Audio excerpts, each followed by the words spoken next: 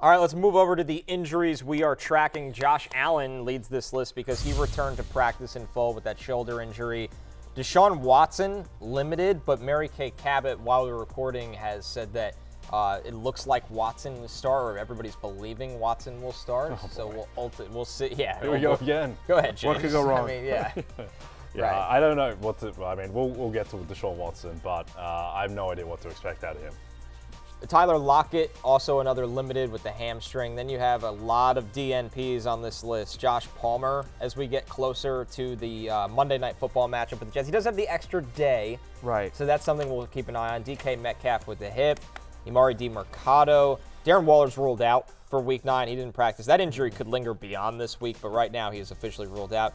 Drake London still not practicing, which, as you said, Matthew, disappointing considering Taylor Heineke is now in. Dameon Pierce did not practice, and Matthew Stafford with the sprained thumb also did not practice. It'd be really interesting because, I don't love Devin Singletary, but if Pierce were out, I don't think Mike Boone's going to get enough work there. Singletary should get enough work against Tampa Bay to be flex viable or borderline top 20-ish if Pierce is out. So let's see if Pierce, who hasn't practiced all week, let's see if he can go today as well. And also Stafford, obviously super interesting because if not him, it would be Brett Rippon.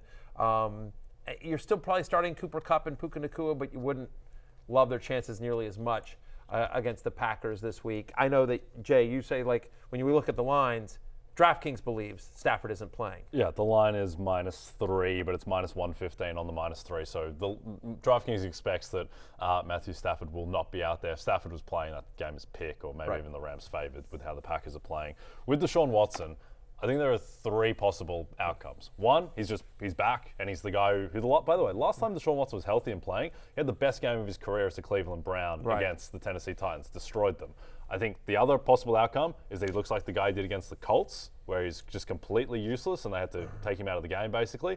Or you get somewhere in between. And I would say the somewhere in between is the most likely outcome. I don't think he's going to look like the guy he did against the Colts, because why on earth would they put him out there in a game where they're going up against Clayton Tune in Cleveland? So I think that he's probably going to be right. I think that's good news for Amari Cooper. It's good news for Kareem Hunt. And I think you can probably start your Cleveland players as normal. Yeah, David Njoku as well. Yep. Yeah. For sure. All right, so we'll keep an eye on Watson. Keep an eye on that. And you guys will obviously have more on all of these on Fantasy Football pregame at 11 a.m. Deshaun Watson Sunday. is the hardest guy to talk about, I have to tell you. Yeah. Well, it's becoming easy because he's a non-factor, in my opinion. Deshaun Watson, in my opinion, is reaching fantasy irrelevancy. It is. It's hard to talk about him for so many reasons. Well, yes. And just, anyway. Hey, it's Matthew Berry from NBCSports.com and RotorWorld.com. And I want to thank you so much for watching whatever it is you just watched.